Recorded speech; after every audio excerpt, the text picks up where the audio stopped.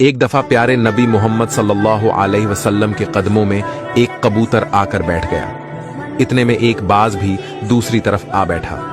कबूतर प्यारे आका से बोला, या रसूल अल्लाह, ये बाज मुझे खाना चाहता है, मेरे छोटे छोटे बच्चे हैं, आप मुझे इससे बचाइए।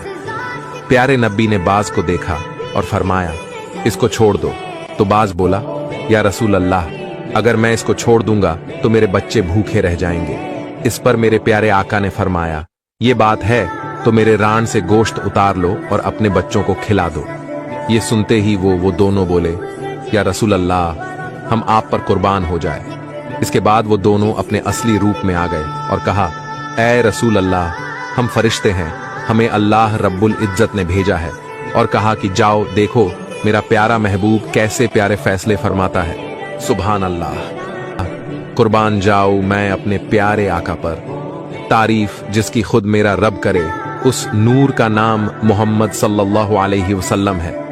अगर वीडियो पसंद आए तो इसे अपने मोमिन भाइयों के साथ जरूर शेयर करें।